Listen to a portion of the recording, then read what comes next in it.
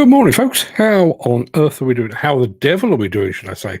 That's how we start these things. I hope you're all fit and well. It's Friday. We made it all the way to Friday. First guess on our mystery machine, which you haven't seen yet. Gary Muirhead is going with the Avant 760L compact wheel loader.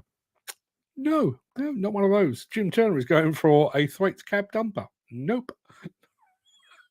How did this become a thing? I really don't know.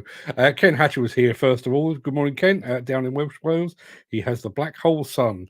Soundgarden would be very pleased. Gary Muirhead is here as well. Jim Turner is here as well. I think that's it so far. Just having a look over on Instagram. Lots of people going through. Don't recognise any of the names, but yes. Before we get underway today, I'm going to say this out loud. May I show you my ball bag? Yes. That right there is a bag of balls delivered yesterday afternoon. They are about to be numbered 1 to 32.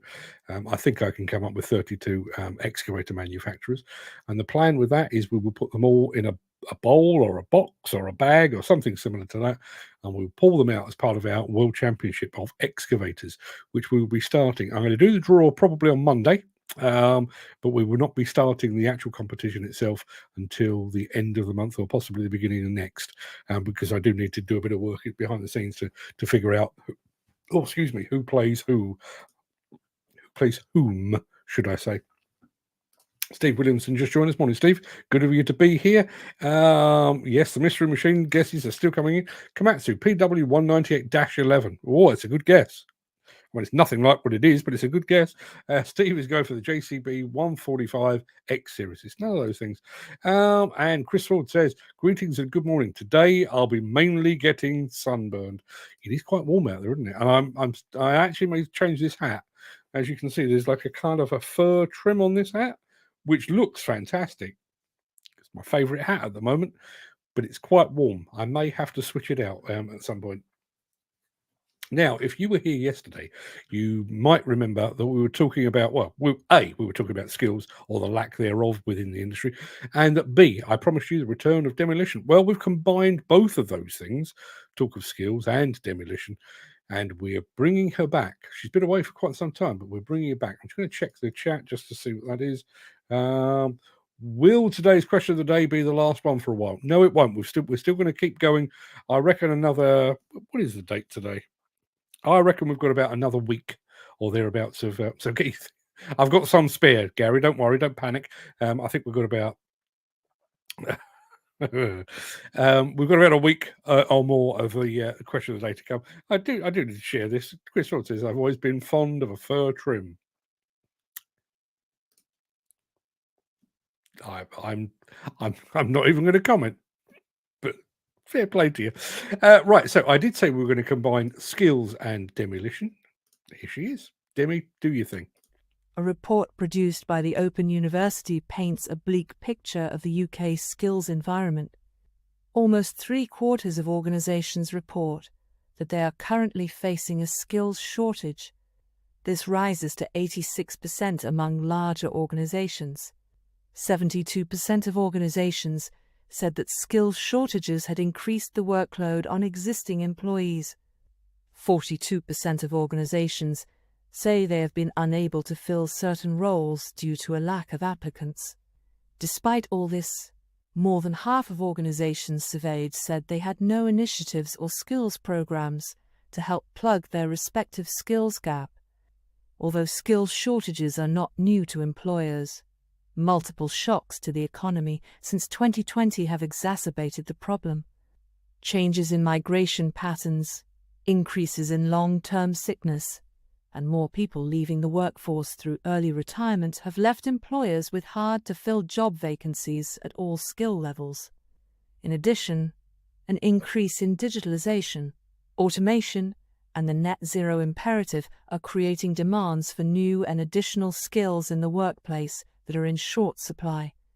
Internal migration within the UK is another major factor, as many young people move to areas for perceived job or education opportunities. often unaware of potential career prospects in their local area. That final bit, I can't honestly believe. Are we honestly to believe that people are leaving an area in search of work and employment and what have you when there are jobs on their doorstep? Never entirely convinced by these things, but I will reiterate, because I want to focus on this a little bit. I will reiterate that that report is not specific to construction. It's based on UK industry as a whole. So the tech industry, the pharmaceutical industry, the oil and gas, automotive, all of those. It is industry as a whole. And that is a very important distinction. This industry, demolition and construction, beats itself up for its failure to attract people to its workforce. But clearly, demolition and construction is not alone. Not alone. So where does the fault lie here? Is it all down to lazy and work-shy young people that leave school just wanting to be a TikTok influencer or an OnlyFans model? Possibly. Or is it that the education system is failing to prepare young people for the workplace? I realise I'm knocking on a bit, as you can clearly see, but schools, colleges, universities used to work like a sausage machine, taking thousands of young people on one end and then squirting them into the workplace on a regular and consistent basis. Where has all that gone wrong? Are young people no longer willing to sign up for a lifetime of work and labour? Is the school system failing those young people and in turn UK industry? And I guess my final question is this: if we can't fill work roles with humans, does that not push us further and further towards robots, automation, and AI? I'd love to get your thoughts. I'm going to say good morning to Mr. Andy Hare of Northern Track, purveyor of fine purple attachments to the gentry. We're going to go back very quickly to Chris Ford, who says, I've always been fond of a fur trim. Gary Muirhead says, are you not a fan of the big bush, Chris Ford? Show's gone sideways already. All I would say in answer to all of that is I like my fur trim like I like my footballers. Brazilian. That's all I've got to say on the matter. Chat amongst yourselves about that, but also about skills. I do want to get into skills if you are feeling that way inclined. Jim Turner, I'm looking primarily at you because I know that's a bugbear for you. While you're giving that some consideration, let's roll the intro, post the question of the day, and get this show on the road.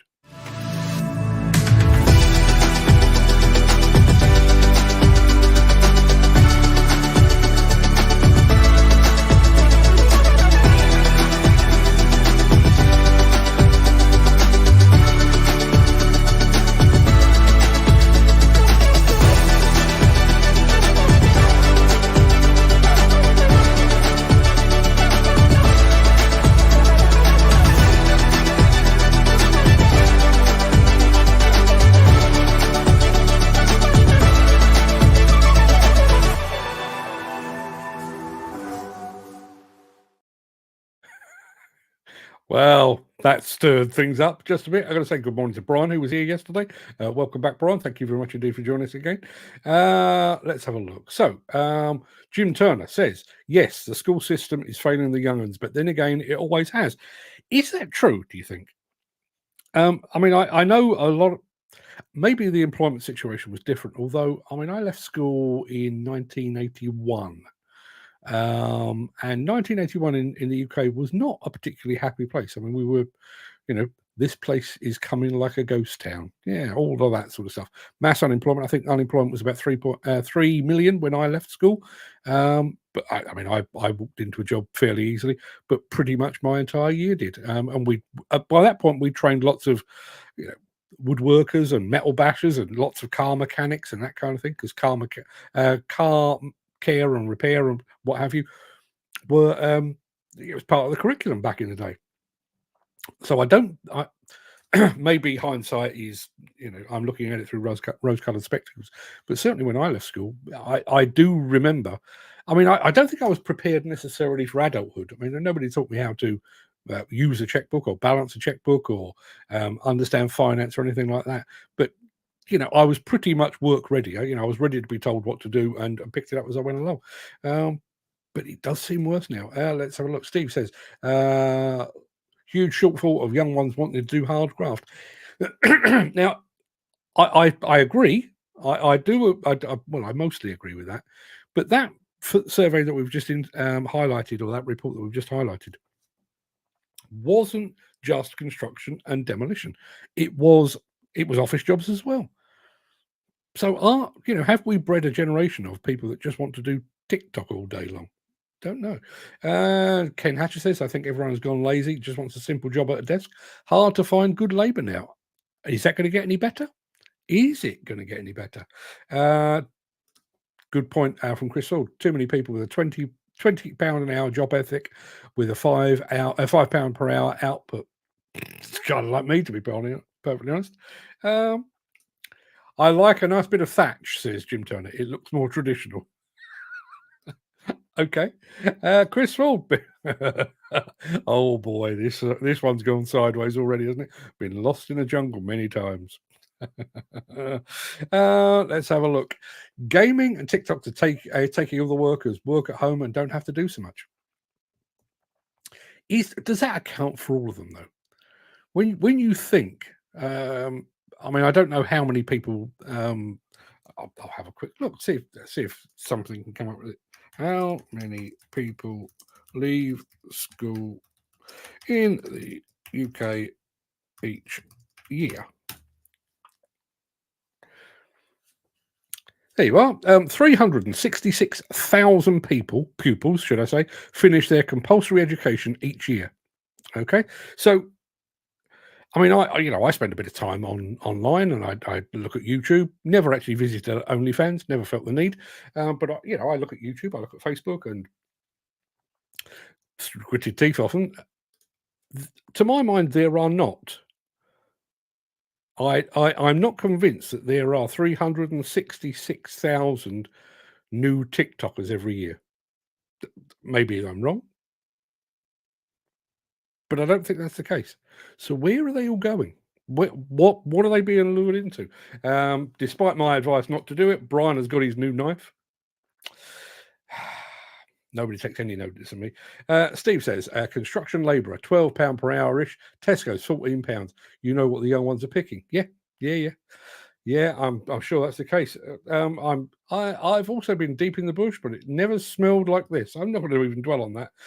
We're starting to get some answers on our question today, which I'm about to remind you of in just a moment. But first and foremost, let's start the show, shall we?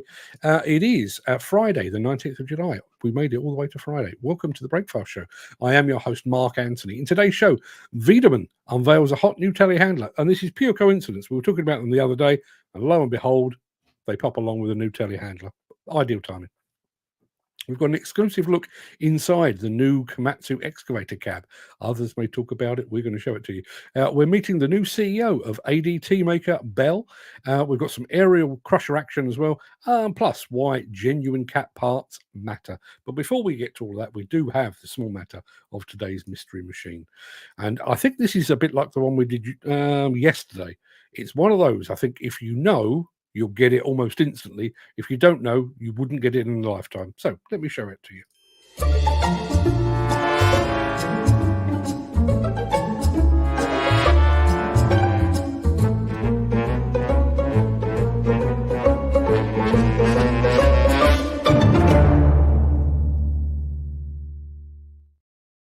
And there it is. There it is. Well, there a bit of it is anyway. If you've got any guesses on what that might be, very famous, but I am looking for, and I have to be honest with you, today's model is very, very specific, and it's got quite a long name. I don't know if that's going to be a clue or not, but that's what you've got to work with. Let me take that away just temporarily because we're going to add another comment. Chris Ford says, you need something to hide it, otherwise it looks like a tomcat with its throat cut.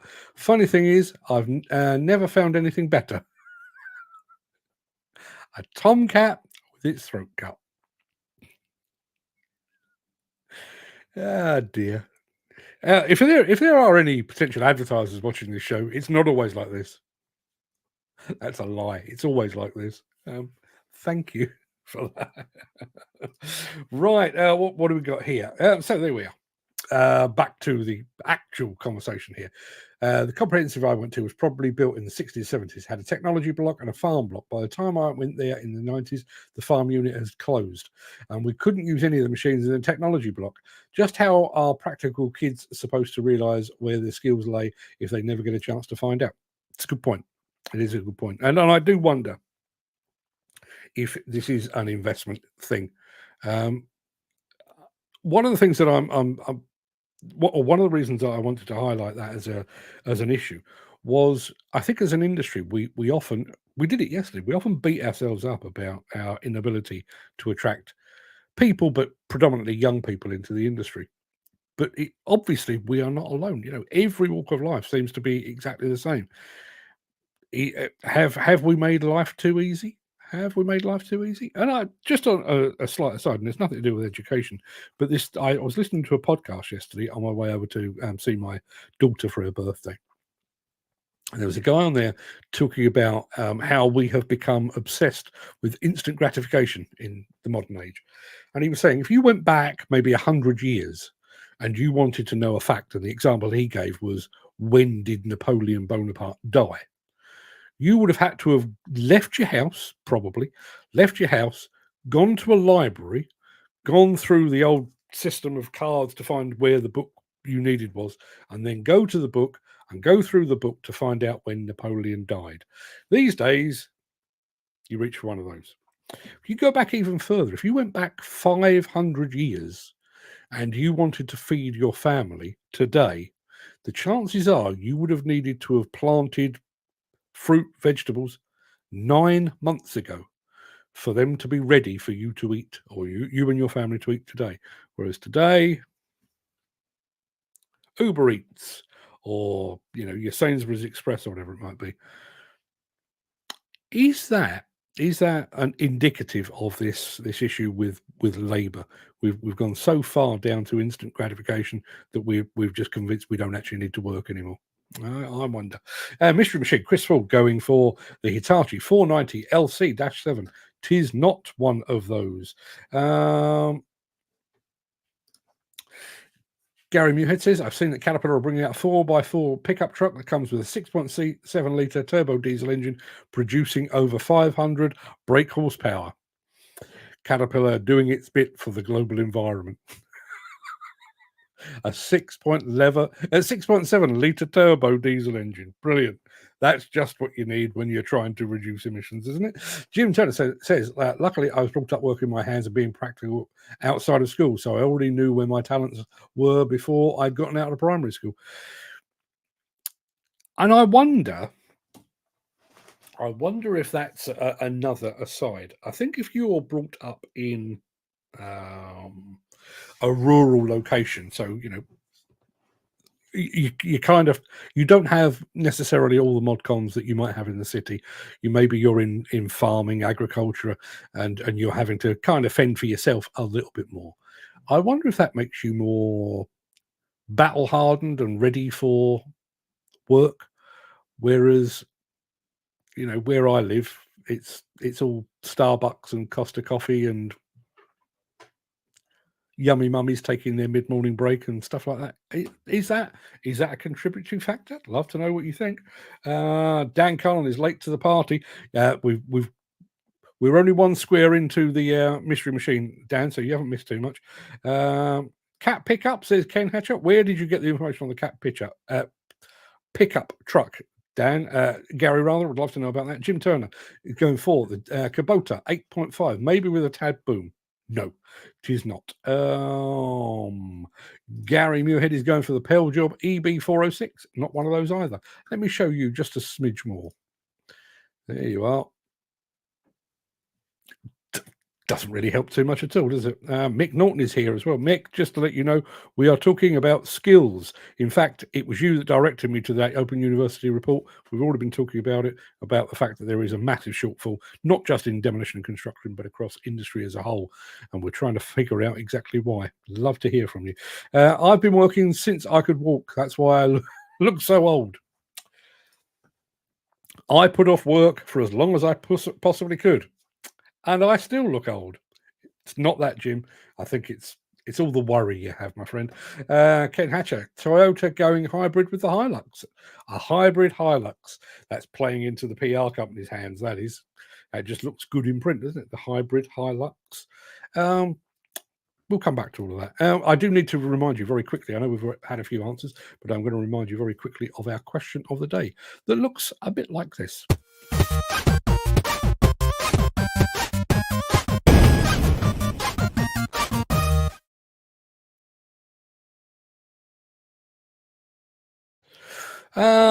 Okay.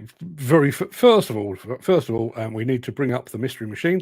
There you are. Steve Williamson was on the phone. Dan Cullen, who has just joined us. Those two are top of the leaderboard at the moment. That's what you're working with, gentlemen. You've only got 2 squares. So Mick Norton is my new best friend. Rest assured, you're just a young buck. I wish I felt like one. Gary Muirhead is going for the Kubota U48-4. It's not one of those. Let's have a look. Chris Ford says, Jim, you're lucky. I am old. And Chris says, yes, Chris, but it's so much better than the alternative. Well, this is true. This is very true. So that's the mystery machine. Going back to our question of the day for today, I'll leave that up on the screen for just a moment. Our question of the day today comes once again from the ever inquisitive Mr. Gary Muirhead. And his question is this: what was the make and model of your first mobile phone? Now, I have to admit, I'm struggling with this one. My first non-landline was actually a phone that was plumbed into my car. You know, sat on the central console, sodding great thing like this. I'm fairly sure it was a Motorola, but I don't know the model number. I did subsequently have a whole series of Nokia phones, including my personal favorite, the N95. Does anyone remember the N95? That was an absolute stonker of a phone. But what about you? Let us know in the chat. We'll come back to that at the end of the show. Going back to Mystery Machine, Mark Whiting, morning Mark, says, is it the Hitachi ZX95? It is not. It is not one of those. And here is the proof that our man Brian is a lot younger than the rest of us. You know, we're all thinking back to Nokia 3310s that lasted forever and probably still got some charge in the battery. Young Brian, a 2018 Samsung Galaxy A12. You have no idea, Brian, of the suffering we went through. Steve is going for the SV86 Yanmar. It's not one of those either. I'm going to show you a little bit more just to keep the ball rolling. There you are. That's what you're working with. Anybody got any clues on that? I'd love to hear from you. I'm going to take it away because we are going to start the show proper in just a moment, immediately after this.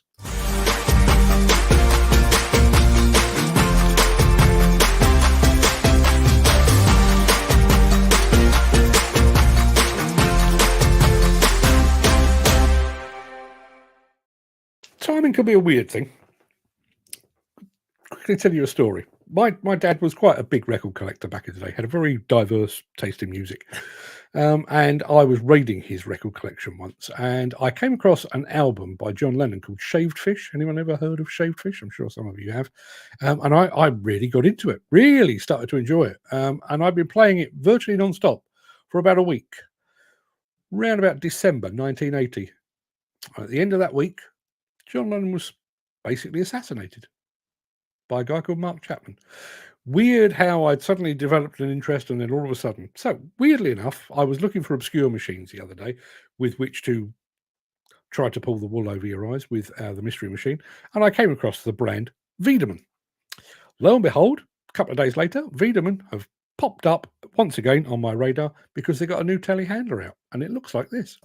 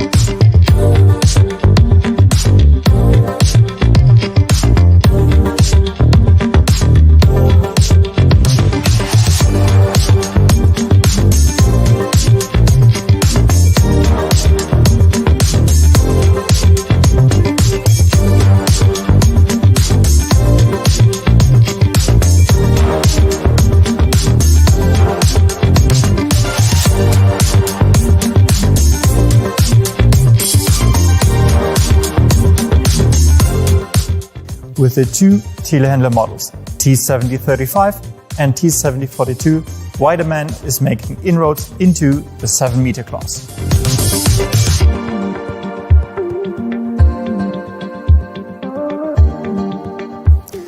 These two machines were designed for professional material handling and working at heights up to 7 meters.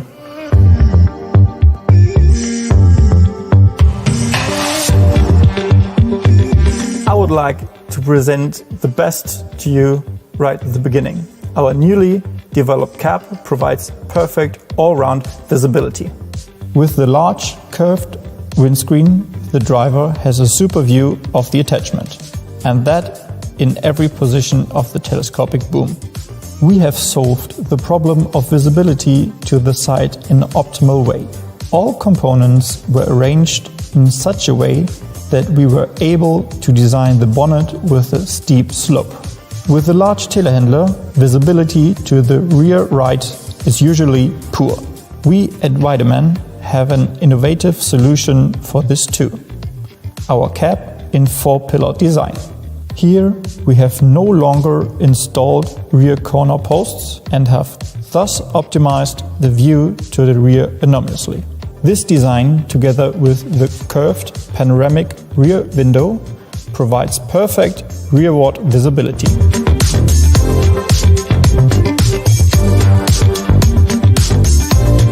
All these unique features result in the best all-round visibility on our 7-meter telehandlers.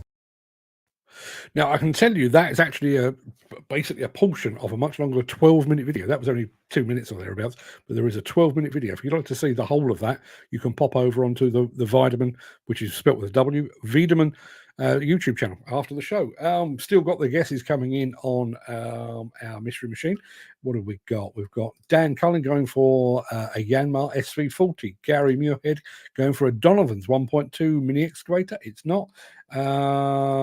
Steve Williamson going for the 235 Sumitomo, and his question is spelling.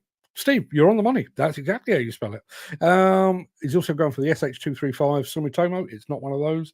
It's not a Yanmar Vio 23-6. Dan Cullen enjoying the Weidemann telehandler, and our friend Brian wants a Nokia. eBay, I would say. Yeah, there's the mystery machine. I'll show you a smidgen more.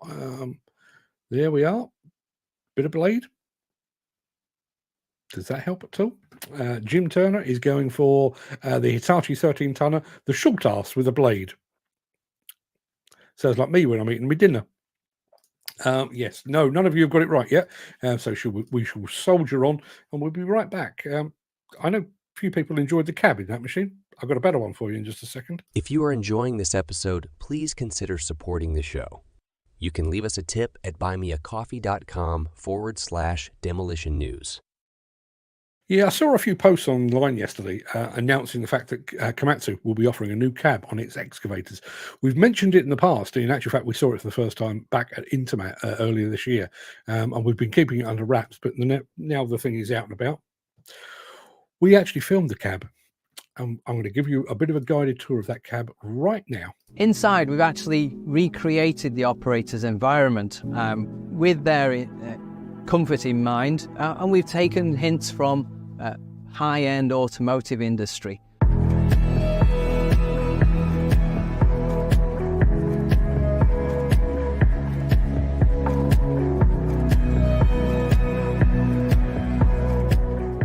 This is our new premium seat. You won't find a more ergonomic or comfortable seat on the market. These new armrests, extra wide armrests, are highly adjustable. They move up and down, in and out, and backwards and forwards. So the operator can find an extremely comfortable position for resting his forearms in while operating the machine. Talking of operating, we've got some new operating levers as well. Again, highly ergonomic. The perfect angle for the wrist to be in a neutral position whilst operating. Some new boots as well, connecting them to the side pods, make the operation of these levers extremely light, which reduces any fatigue for the operator and particularly their wrists while they're working the machine. One of the key features that we have added into the cab and into the utility bar of having a USB charger cable integrated into the bar. So then you can just plug your phone in and charge it on the fly. Our integrated display contains our ComVision, but also our integrated attachment control system, which you can program in up to 15 different tools.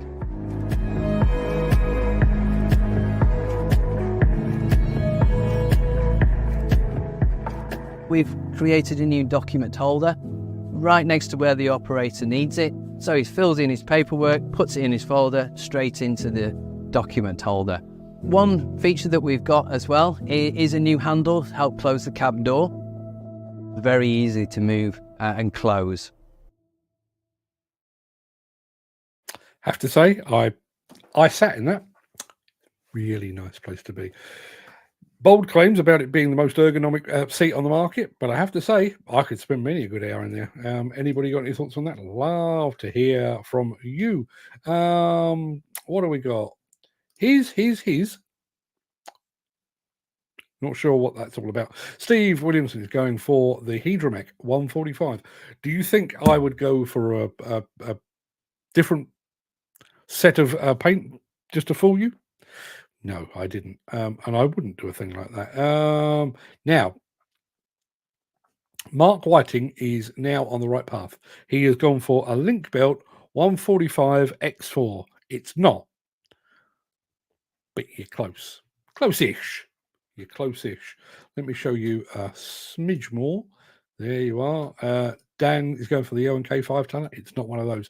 As I say, Mark Whiting is very much on the right path.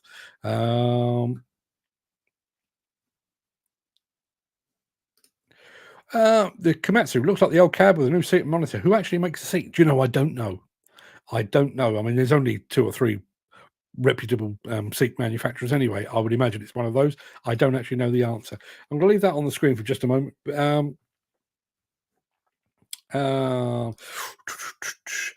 Doesn't make any odds to me, but I thought Komatsu picked up on pushing a more diverse message as far as ops. He kept saying he and his.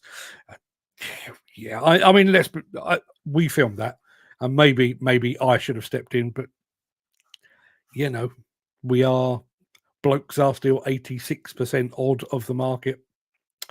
So yeah, I take your point, Jim, but yeah, just had news. This seems to be the way now. I don't know where people are actually timing their press releases for while I'm live, but we've had one through from the Scottish Plant Operator Challenge folks. Do you remember when I was over at, or when we were over at ConExpo earlier? No, it was back end of last year, wasn't it? About a year ago. We brought you details of the Rod Radar, basically a radar system built into a bucket. We showed you a film of it. Well, it's been launched in the UK. It was actually at Hillhead a few weeks ago, but it was only there in sort of not even demonstration. It was basically displayed, but it is going to be in operation at the SPOA Plant Operators Challenge up at. Need to remind myself where it is. It's the Errol Airfield, isn't it?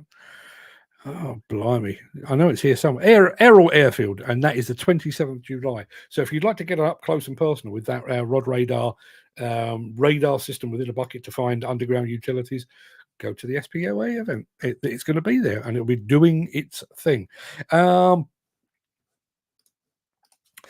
Mick, does the Komatsu automatically electronically change the SWL or safe working load of integrated attachments? I don't know. I mean, it does. It would, and I know this purely because it was highlighted when we did the piece on the PC390 that they had at Intermat and the K100 system they had to mount the high reach boom. That definitely does, because it was mentioned. On the smaller machines, I don't know, but I funnily enough, I'm due to be speaking to Komatsu in the next couple of days. I will ask the question. So watch this space. Dan Cullen is going with our mystery machine. He's going for the link build 75 MSR.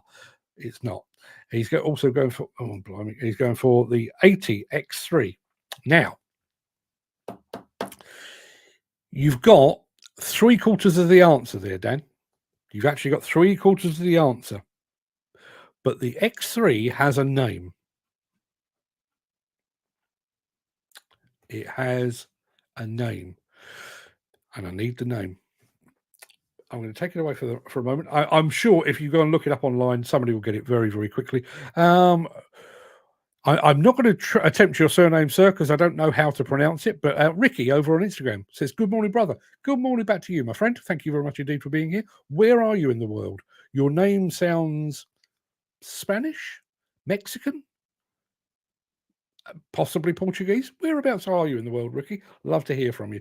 We'll come back with more, including possibly the right answer on the Mystery Machine in just a moment.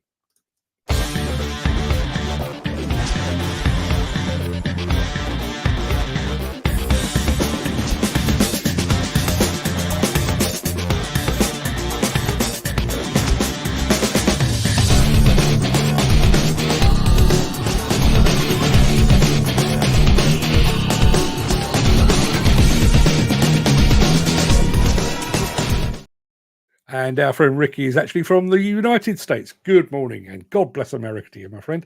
Thank you very much indeed for being here. Now, I said that the Mystery Machine, which looks like that, has a name. We've already got the fact that it's a Link-Belt ATX3, and I said that it was an ATX3, but it had a name. Jim Turner is suggesting the Link-Belt ATX3 Jeffrey. It really should be called Jeffrey, shouldn't it? And I tell you what, there's going to be unpleasantness in the ranks. I'm telling you now. Oh blimey! Oh, this is going to cause consternation in the ranks. I'm telling you now. Not helped by the fact that Dan. Well, I'll come back to what Dan has done. So Dan got 3/4 of the answer. And that bloke has done it again. Steve Williamson has popped in with the right answer. It is called the ATX3 Spin Ace. The Spin Ace. And he got that. Where did he get that? He got that at 10:38. And at 10:39, Dan Cullen went for Spin Ace. But he also went for the Link-Belt X3 Spinach, which is a fantastic answer, but it's not right. So he's done it again. I think we're at the point now where surely we actually know Steve's modus operandi. He basically sits there, waits for somebody to get the right answer-ish, like Mark Whiting put us on the path to Link-Belt. Dan Cullen got even closer still, and then he just pops in at the last minute. It seems to be working. Chris Ford says, "Does Dan get 3/4 of the points?" No, he doesn't, and I feel really bad about it. But that's the way the cookie crumbles. So yes, them's is the rules. It's the first person with the right answer, and Steve yet again is the person with the right answer. And gracious in victory, he says, "Winning is winning. No prizes for second place." Ah, dear. I never expected it to get like this, but it has. And I wonder what's going to be the outcome. If you weren't here at the beginning, I'm going to show you. I'm going to get rid of that because we know what the answer is now. I'm going to show you once again. Here's my ball bag. Yes, the bag of balls arrived from Amazon just yesterday afternoon. I am going to sit down this afternoon or over the weekend and number those 1 to 32. The 1 to 32 will be going into a hat or a box or a bag or something like that. We will draw them out next week at some point to decide who plays who in the Excavator World Championships. And then it will be down to you to decide who wins on each day. We'll be doing that very, very soon.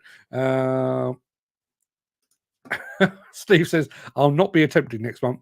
I'll let someone else win." That's actually worse than basking in your own victory, that is.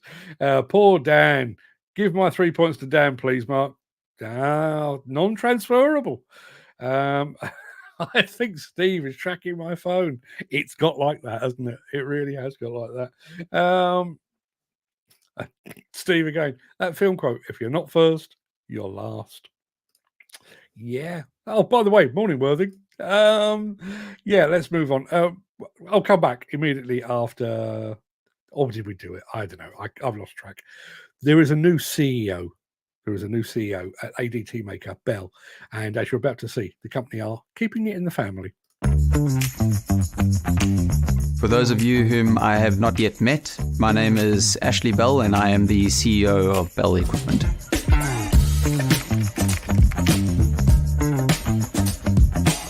I'm privileged to have been guided by some of the legendary members of my family who from very humble beginnings have lived with great passion for innovation, for our business and for our people. This passion is what continues to drive us to look for a better way to help our customers, our company and our team. This year sees our 70th year anniversary at Bell Equipment, which is a milestone that we can all be exceptionally proud of. Many of you have been a part of this journey for decades and have been able to see the growth of the business over the many years as we've evolved to become the global yellow metal player that we are today.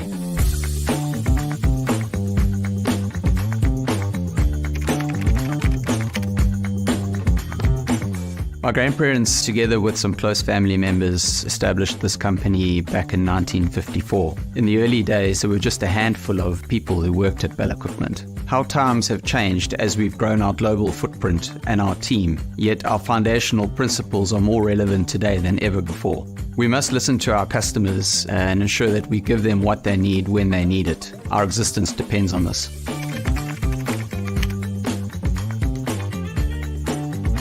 In time, as the next generation of the family joined the business, my dad, Peter, and my two uncles, Gary and Paul, joined by their cousins, Michael and David Campbell, were instrumental in leading the company through a significant growth phase.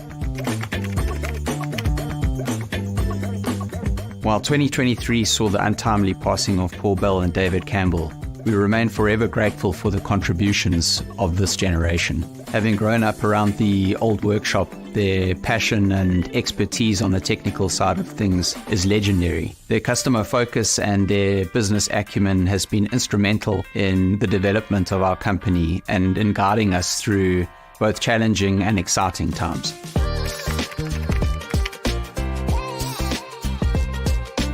As my generation of the family steps up and embraces the changes that are necessary to ensure the ongoing competitiveness of our company going forward, we're excited by the opportunities and the challenges which lie ahead of us as a team and company.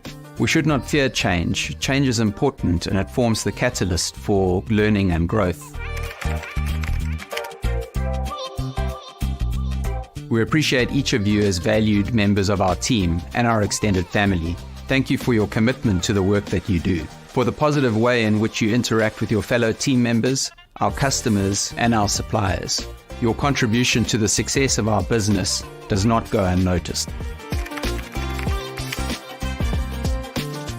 This rugged backpack has been branded in celebration of our 70th anniversary, and every team member around the world will be receiving one of these as a commemorative gift to signify our journey together.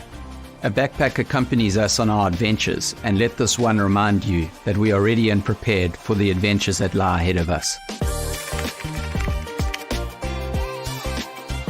Let's continue to build on our legacy and work together to create new opportunities, to build on our amazing Bell Equipment company. Our blood runs yellow, and together as a team, we can achieve great things. I look forward to engaging with each of you as I move through the business. Thank you for your ongoing commitment.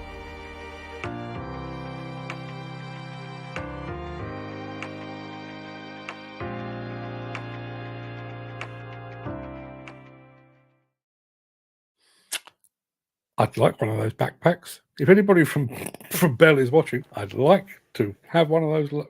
I realise they are for team members, but I'd quite like one. Mick Norton says, "Thanks for the look at your ball bag." Hey, you're more than welcome, my friend. Now, Steve Williamson is still basking in his latest victory. Dan Cullen says, "Wait and see, Steve. The turtle always wins." I've just checked. So, at first glance, you would think that Steve Williamson was in an unassailable lead.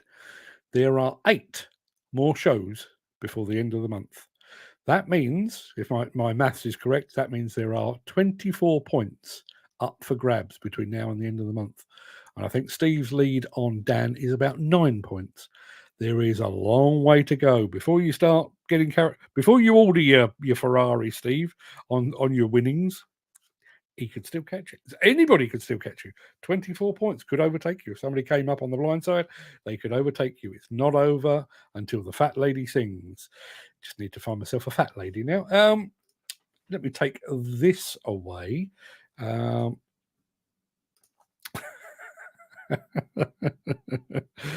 Steve Williamson is quite clearly a wind-up merchant.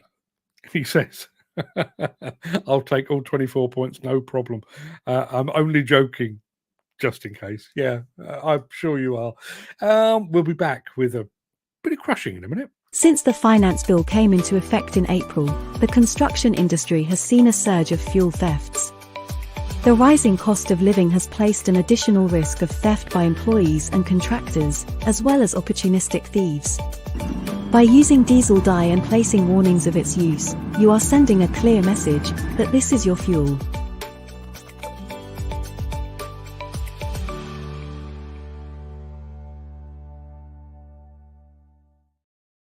We don't often feature crushers on this show. I've got nothing against them as such, but they are a bit, big rocks in one end and little rocks out the other.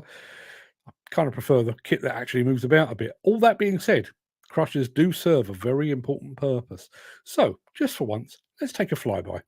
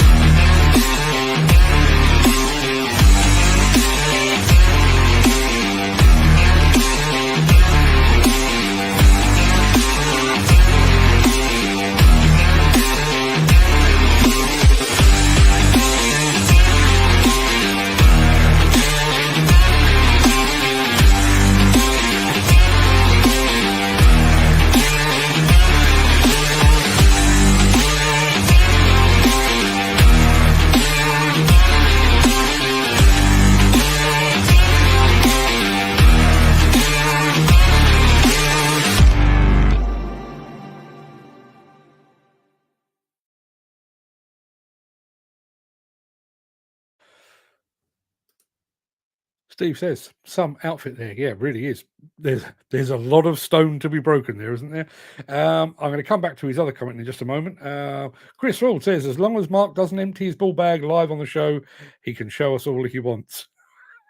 I promise I shall never do that. Dan Cullen coming back with, Steve, wait, self-praise is no praise at all. Only thing is my work commitments, he says. I'm taking my tablet tomorrow, so Steve, the war is on. Steve, I feel your pain, my friend. He says, so the Monster Jam in Glasgow has its dates revealed. Yet again, I have something on. I will be in Morocco.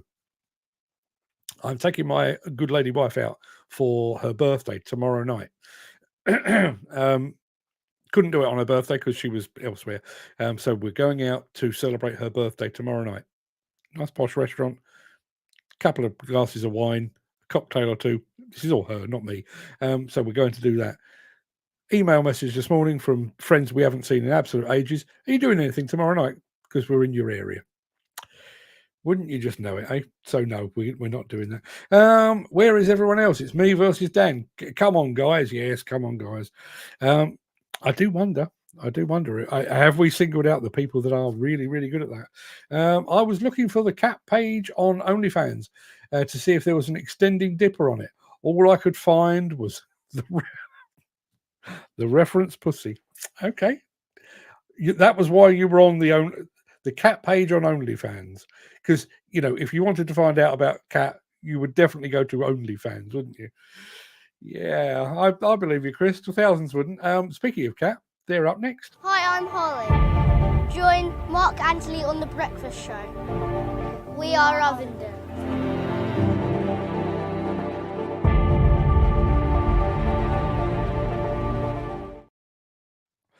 Yeah, thanks for that. That's Tidy Kit there, says Dan, going back to the crushing operation.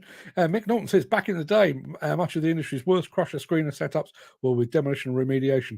Foreseeability of risk always massive. Yeah, and I've heard some absolute horror stories, particularly on demolition sites where you've got concrete with rebar in it going through a crusher. And rebar, ping, straight up in the air, or sometimes sideways. And who knows where that could land? Where that might land. Our final film of the day is a very, very short one, because I know you've got weekends to go to, which I hope you'll all enjoy if the weather holds. So, Caterpillar, genuine parts. It's a big deal, apparently. Some things in life are just too important to take chances with. They mean everything to you. So, you do whatever it takes to protect them. Whatever it takes. I'll do anything to protect my cat machine. My business and reputation depend on it. That's why I only use genuine cat parts and services. It's that important. Yeah, you definitely laugh at the child that just done that to you, wouldn't you? Chris Ford, getting his excuses in early, he says, if my phone screen was bigger and I could Google without missing the show, it would be game on. You can open more than one tab at a time, right? Just saying, the Google thing is not an excuse. I mean, your eyesight and the size of your screen quite possibly doesn't help, but you can Google at the same time as watching the show. Lots do, as we have clearly seen. That's going to pretty much do us for today, and it's also going to do us for this week. No Saturday show this week because lots to do around the Anthony household. As I say, taking the good lady out, father-in-law at dialysis, and various other bits and pieces. So no show for tomorrow. Dan says, no tits up show without the ball bag. Quite. We've covered all the bases today, haven't we?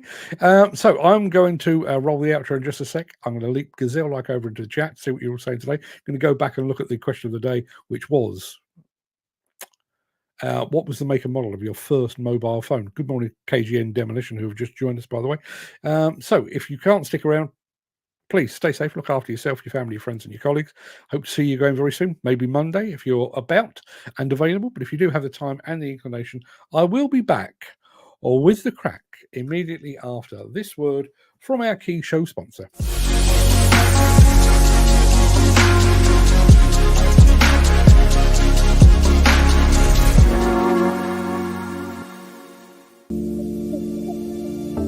Yeah, a bit of monkey trap for a Friday. There we go. Number 14. That's always a good setting to be on. Morning all. Chris Ford says the best invention was the track crusher. No more cleaning out underneath. Does make life easier, doesn't it? And also the ability to, particularly in a quarry environment where you can follow the face, rather than having to haul stone to that, using a wheel loader or dump trucks or whatever it might be, to actually have the crusher move along the face with you. Makes perfect sense. Steve, do your homework this weekend, as next week the battle is on. Scots versus the Irish. Oh, it's getting tasty. On the skill shortage, says Mick Norton, CITB advertising their wholehearted support for the new government, though only last month they were forecasting 1.2 million workers will leave the sector in the next 10 years. I fear it's all too late. Excuse me. Bit of brown flake. Did anybody see the interview that I'm trying to remember the guy's name? He's the head of the Federation of Master Builders, gave on TV talking about skills. The nicest possible way, he did a really, really bad job. The TV interviewer, and I think it was local TV, I don't think it was national, but local TV said to him, you know, we are aiming for this 1.2 million new homes, and you know, or whatever it is, a million new homes over the next 3 years or whatever it might be. But there is a skill shortage. How do you plan to overcome the skill shortage? And the guy from the FMB said, it's going to be difficult to build those houses because we have a skill shortage. Well done. Well done on repeating the question. Chris, you've been to look at little giveaway bits on a machine. Not sure what that relates to. I'll come back to it. Let me go back to not right at the beginning. But yes, we were, or I say we, our lady, Ms. Demolition, was talking about the skill shortage. As I say, that report was actually prompted by a report posted to me by Mick Dalton. So Mick is well aware of what it contains. But yes, we do have not just demolition and construction, we do have a universal lack of people coming into the industry. And where will that lead us? Where will that leave us? We're talking here about, or currently talking about, the need for 1 million homes. Yes, we have got automated bricklaying machines. Yes, a lot of the houses now are effectively modular, so built off-site and just assembled on-site and that kind of thing. But we still need people, lots and lots of people, and we don't have those people. But that's just housing. What about the schools that need to be built? What about the hospitals that need to be built? What about the office blocks, the warehouses? What about the roads, the rail networks? What about the repairs to airports? What about the extension of airports? All of those things require oodles and oodles of people, and it's people that we don't have, and we are getting less and less of. I'm going to go back to the very bottom there because I did want to pick up on that. Where has he gone? There you are. Forecasting we will lose 1.2 million workers in the next 10 years. Yeah.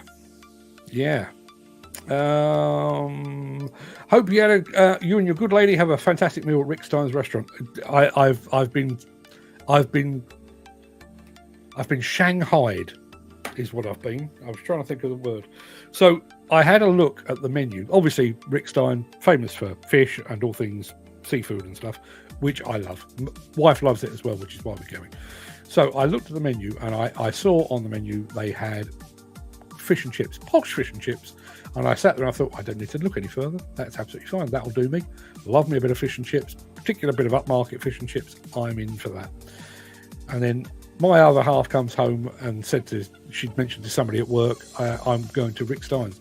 She'd always been there. One of the dishes they do is a whole crab, and it's covered in chili butter. Now, I'll tell you, crab is by far my favourite food. There's lots of stuff I like, but crab, I believe, is the greatest food known to mankind. Covered in chili butter. So now I'm torn. If that's on the menu, expect me to get messy.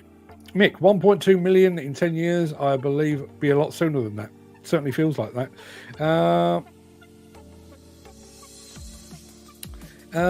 Guys I see on site have no skills. They blag it and make it up. Yeah, well, fake it till you make it.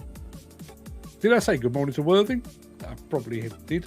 If I was clever enough to be able to split the phone screen without dropping it, I'd give it a try. Although I've had a phone 40 years, just found out how to use it. Then it's upgraded back to square one. P.S. It's due now. Shall I tell you a quick story? And I'm not saying this is you, Chris. Although there was a bit of me that laughed at this, and there was a bit of me that thought, yeah, it's kind of like me. My in-laws, because my mother-in-law has MS, they get a car. My father-in-law is his wife's carer, and they get a car through the MS Society. And the latest one they've got, I can't remember what the model is, but it's a Ford of some description. Anyway, they were driving along the other day, and my mother-in-law said to my father-in-law, I think the car's on fire. My arse is extremely hot. Turned out they'd inadvertently hit the seat for the heated seats, or hit the button for the heated seats. that they didn't know they had. And I was driving them yesterday, laughing about the fact that they didn't know they had heated seats. And they said, we've also got a retractable sunroof. There's a button for it somewhere, but we've had the car a year and we haven't found it yet. Can you relate, Chris? Let's have a look. Jim Turner says, mass modular housing needs to be given a chance on a nationwide scale. See how it goes. I've got an architect coming around this afternoon to see if I can get away with a modular house at our place. Good luck with that. Mick Norton says 1 million new homes with the builders profiting 66 grand on each house built.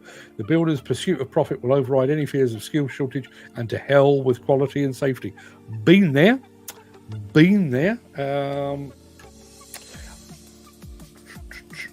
Chris Ford says, like the crabs, not sure about the chili butter. Or I'd walk a long way for some chili butter.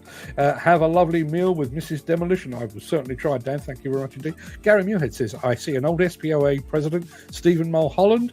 He will be in charge of the CPA. Great appointment. I don't know Stephen, but yeah, good to see the CPA has a new leader coming in. Yeah, looking forward to see what he does. I do think all of these associations could do with being grabbed warmly by the throat and given a damn good shake.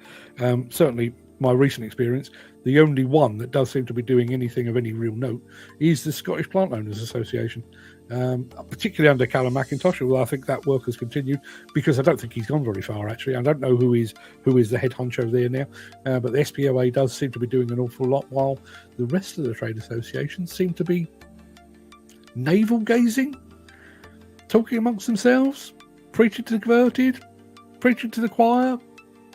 I don't know. It just all feels a bit there. To the point where I mean, I've got to the point now where I try desperately not to leave my house because I have this to do. But I've got to the point now where if somebody invited me to an industry event, a trade association event, my default reaction would be, what's the point? What are you gonna tell me? What are you gonna tell anybody else? You've had a chat amongst yourselves. It's all a bit like politics. You go to these events and well, we pledge to do this and we pledge to do that, and when in actual fact they pledge to do fuck all. Dan says, wish you good luck, Jim. Hope it works out. Yeah, I works out as well. And if they do give you the nod, put a GoPro on the modular build. Time lapse it. Be fantastic viewing. Back in 1971, I'm going to say this, and I mean this in the nicest possible way. Does anybody else think that Mick Norton is kind of this show's equivalent of Uncle Albert? During the war, Mick Norton has always got. Not only has he got a story from way back in the depths of history, he's always got a date to go with it as well. Your diary must be absolutely bloody brilliant. Back in the 1971 in the Solomon Islands, I could buy a huge live crayfish for 10 Aussie cents. And did you keep it as a pet?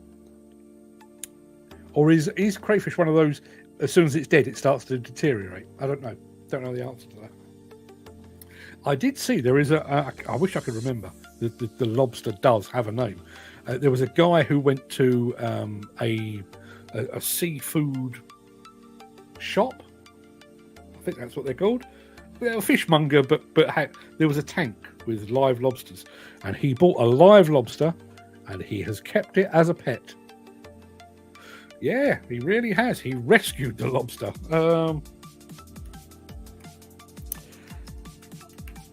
Just trying to find out.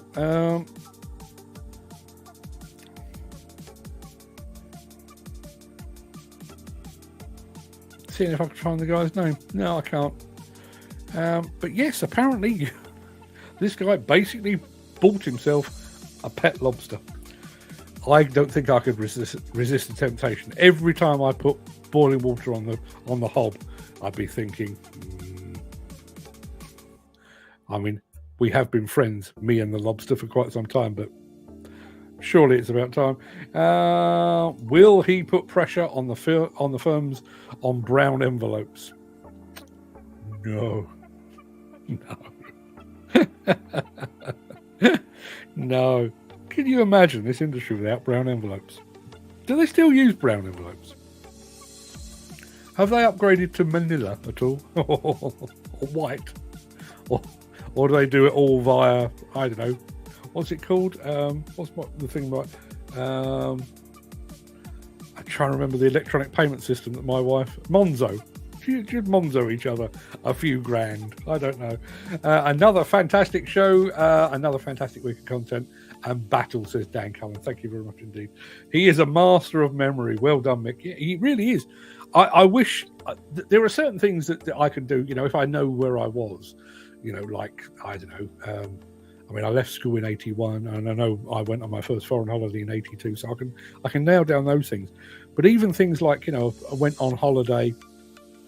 my first holiday with my girlfriend, who would ultimately become Mrs. Demolition News. We went on holiday. I know where we went. Couldn't tell you when. Not a clue. And there's Brian. He's back. Brian, we didn't know you'd gone. We've soldiered on without you. Unfortunately, yes, I can relate. Every car and even the vans I buy never find out what all of them do. And my first Range Rover had plastic seats and plastic mats, 4-speed gearbox with high and low. God only knows what the latest one has, but the best gimmick is a heated steering wheel. In the last 20 years, there was a conversation in this house. We've got heated seats in our car, and my wife's friend, Julie, morning Julie, she won't watch it, but morning Julie, she's got a car with a heated steering wheel, and they were talking. Well, I like the feel of the heated seats on my back. Eases my back pain. Oh no, I wouldn't swap that for my nice warm hands in the morning. All I would say is I can only tolerate heated seats for so long, because there is a medical condition known as stewed plums. You don't want that. With the current card scheme, shenanigans, brown envelopes are ever popular.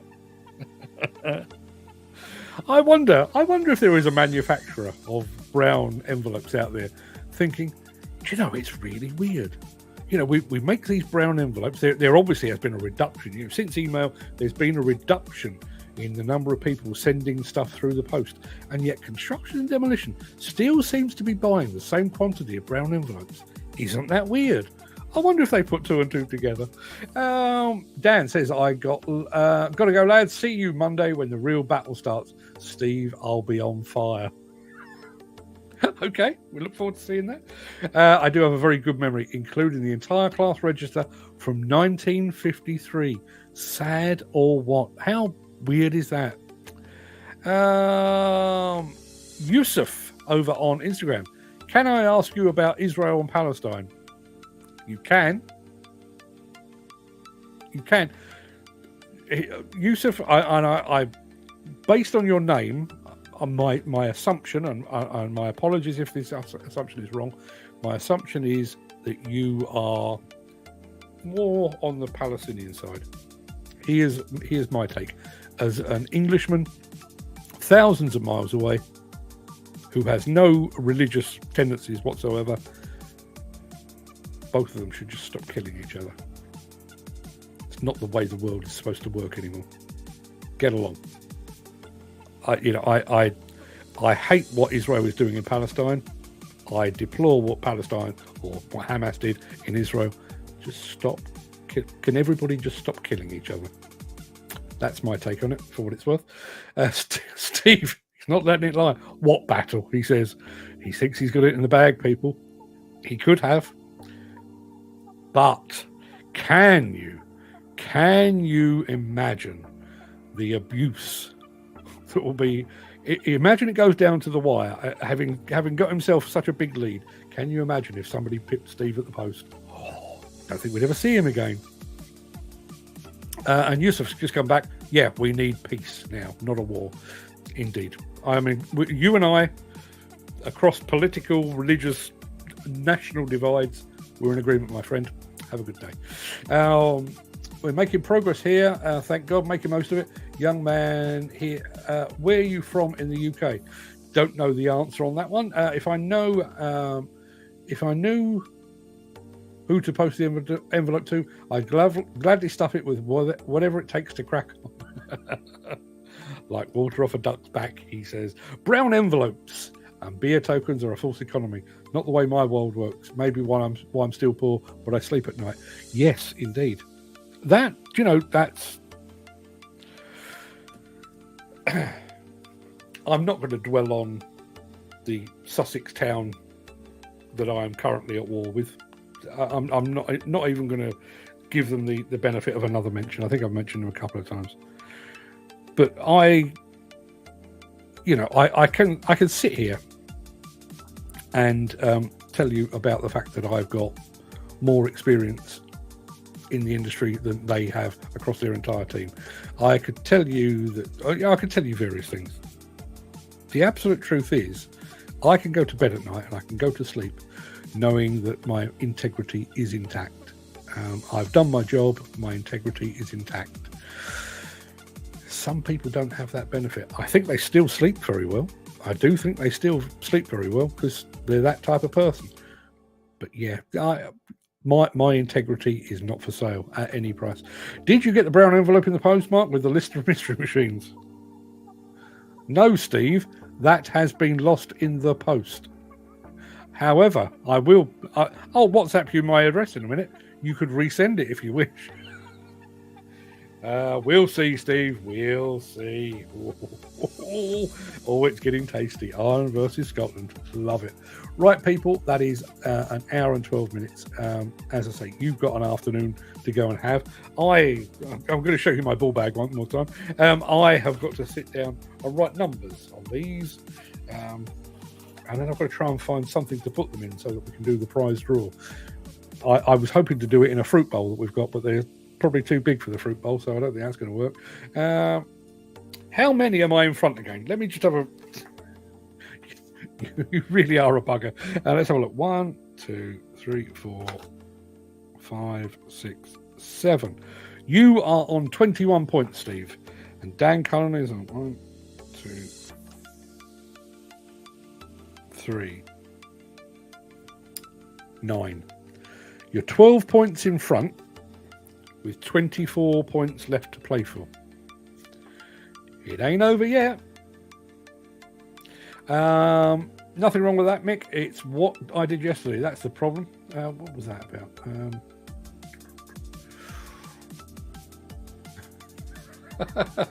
Yeah, see? That's me. I remember song lyrics. I can remember song lyrics from really obscure songs way back in the late 70s, early 80s. Remember that like it was yesterday. And I'll sing along, not miss a beat. What did I have for dinner last night? Not a freaking clue. Not a clue. I did promise you that we would go back and talk about mobile phones. I'm going to do that very quickly because I do want to get on and let you get on with your day. And the question was, what was the first make and model of your first phone? Jim Turner predictably says that the Nokia 3210 probably still got a full battery. Even though it's been buried in a landfill for 20 years, it probably still has. Gary Muhead says Nokia 101. The thing was the size of a house brick, but the battery lasted for days. It did. It did indeed. Were there any more of that? Rattling through just to make sure I get them all. I think that's about it. I know we had young Brian who had a 2018 Samsung. I think that's covered all of them. Yeah, I want to make sure I get all of them. There you are. Chris Ford saying, I always said I'd be the strongest in the Mystery Machine League. Yes, he is propping it up. He's like Charles Atlas, holding it above his head from the very bottom. Everybody. It's been a pleasure. It's been emotional. It's been fantastic. Really enjoyed the week. Enjoyed today. Go and have a fantastic weekend.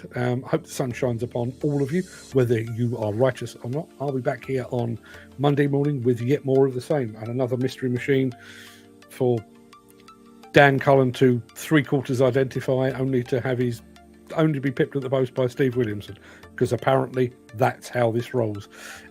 Hopefully it will turn around, but we shall see. I'll be back on Monday. Till then, everybody have a great day. All the best.